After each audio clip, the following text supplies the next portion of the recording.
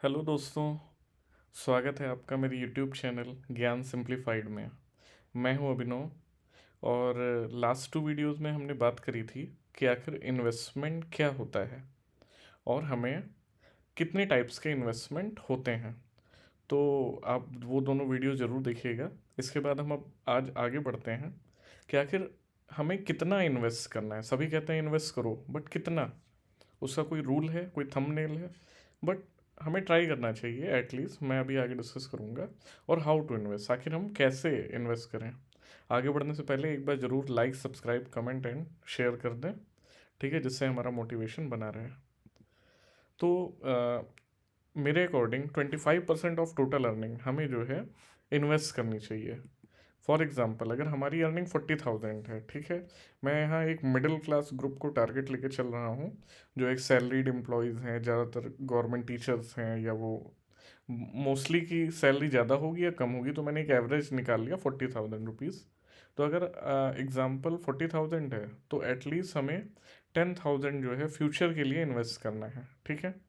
अब उन 10,000 में, जैसे मैंने लास्ट वीडियो में बताया था कि जो है हमें risk free, moderate and risky investment को कैसे कैटेगराइज करें, तो हमें 5,000 ऐसे ऐसे एसेट में इन्वेस्ट करना है जो पूरी तरह से रिस्क फ्री हो, और 4,000 रुपीज़ हमें मॉडरेटली रिस्क में इन्वेस्ट करना है, और 1,000 रुपीज़ हम रिस्की इन्वेस्टमेंट में इन्वेस्ट कर सकते हैं, ठीक है।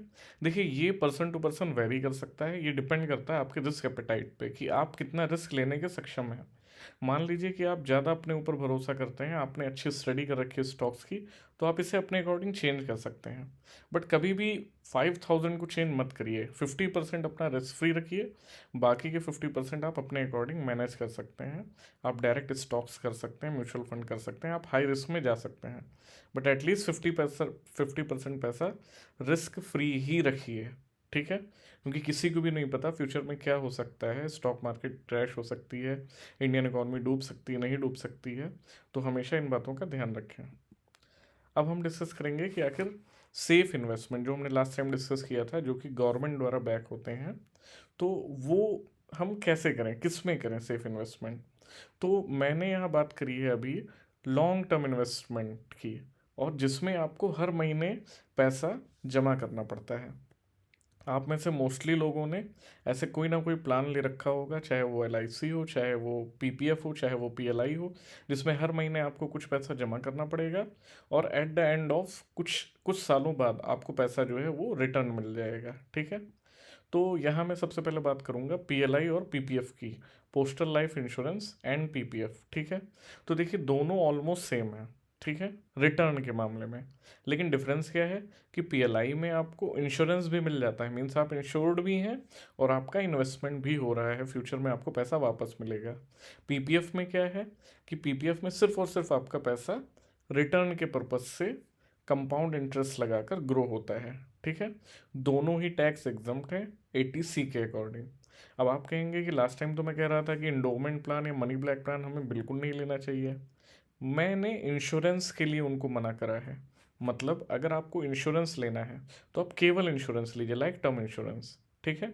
लेकिन अगर आपको इन्वेस्टमेंट के पर्पज से देखना है, तब आप जो है PLI या LIC बिल्कुल कंसीडर कर सकते हैं। LIC तो बिल्कुल भी नहीं, PLI बिल्कुल आप कंसीडर कर सकते हैं। आगे देखते हैं। जैसे यहाँ मैंने PPF का कैलकुलेटर जो डाउनलोड किया है, अगर हम 5,000 रुपीज़ पर मंथ इन्वेस्ट करते हैं, तो आप देखेंगे हमारा ईयरली जो इन्वेस्टमेंट है वो 60,000 रुपीज़ है, और हमारा जो मेच्योरिटी वैल्यू होगा आफ्टर 15 ईयर्स 16,27,284 रुपये, ठीक है। तो ये आपका PPF का रिटर्न है 7.1% के अकॉर्डिंग, जो अभी चल रहा है, ये कंपाउंड होता है। अब हम देखते हैं postal life insurance. Postal life में मैंने ये देखिए बॉक्स में हाईलाइट कर रखा है। अगर वही सेम चीज़ आप 15 ईयर्स के लिए करते हैं, अराउंड आपका 5,000 रुपीज़ ही आपकी प्रीमियम बन रही है, और आपको रिटर्न मिल रहा है 16,02,000 समथिंग। तो देखिए, तो रिटर्न दोनों का ऑलमोस्ट सेम है, बट इसमें मेरा बेनिफिट ये है कि हमें इंश्योरेंस भी मिल रहा है और हमारा पैसा सेव हो रहा है फ्यूचर के लिए, ठीक है। यहाँ तक बात क्लियर। अब हम देखते हैं LIC। आखिर LIC हमें लेनी है या नहीं, तो मेरा बिग आंसर है नो। अब आप लोग कहेंगे ऐसा क्यों? क्योंकि एलआईसी का बोनस पीएलआई से हमेशा कम रहता है। और एलआईसी में चूंकि एजेंट सिस्टम बहुत ज़्यादा स्ट्रांग है, तो आप जो भी पैसा जमा करते हैं उसका कुछ परसेंट कमीशन एजेंट को जाता ही जाता है। ठीक है, तो एलआईसी आपको उतना रिटर्न नहीं दे सकती जितना पीएलआई दे सकती है। आप किसी भी पोस्ट ऑफिस में जाएंगे, वहाँ पे आपको एक बोर्ड दिख जाएगा जहाँ पे क्लियर कंपैरिजन है कि एलआईसी में आप कितना इन्वेस्ट करेंगे तो कितना रिटर्न मिलेगा, और पीएलआई में करेंगे तो कितना रिटर्न मिलेगा। ठीक है, अब हम चलते हैं। ये तो वो बात हो गई कि हर महीने आप पैसा जमा कर रहे हैं लंबे समय के लिए, जैसे मैंने वहाँ पे क्राइटेरिया लिया 15 साल के लिए।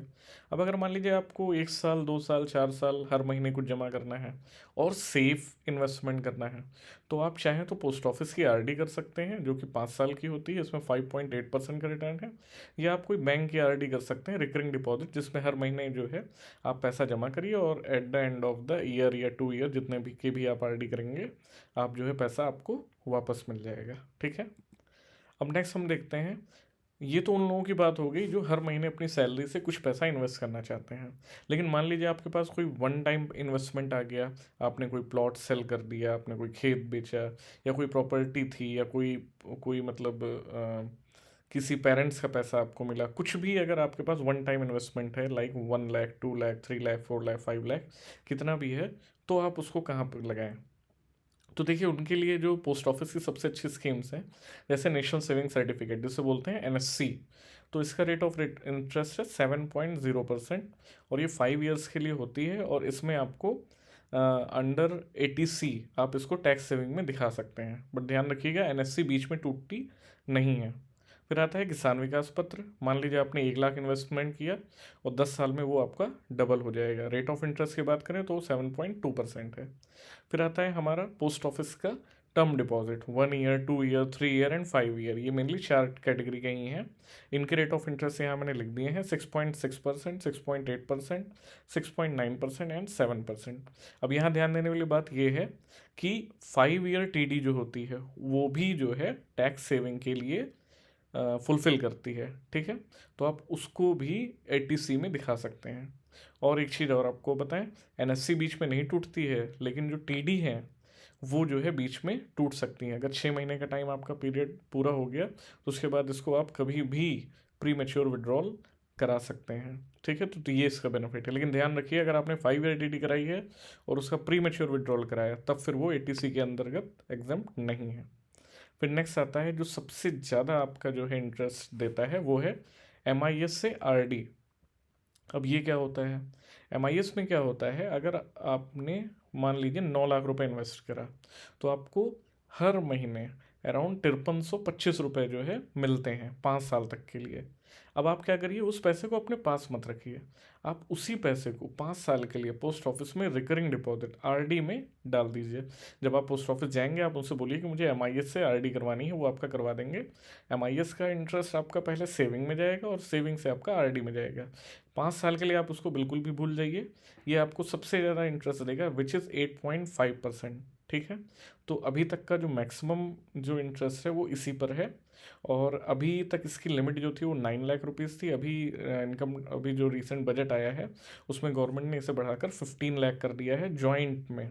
ध्यान रखिएगा, सिंगल इंडिविजुअल के लिए पहले 4.5 लाख थी, ठीक है, जिसे बढ़ाकर अब 7.5 लाख कर दिया गया है। और जॉइंट में पहले 9 लाख था, जिसे अब बढ़ा के 15 लाख कर दिया गया है। ठीक है, फिर आते हैं बैंक फिक्स डिपॉजिट, जिसमें अराउंड 6.5% का इंटरेस्ट रेट आपको हर जगह मिल जाता है। तो ठीक है, थैंक्स, आज के लिए इतना ही। एंड आई होप आप लोगों को ये पसंद आया होगा। और अगर आपको कोई प्रॉब्लम है या आपको कुछ पूछना है तो आप प्लीज़ आप कमेंट करिए, हम उस पर और आगे वीडियोस बनाएंगे। Thank you so much.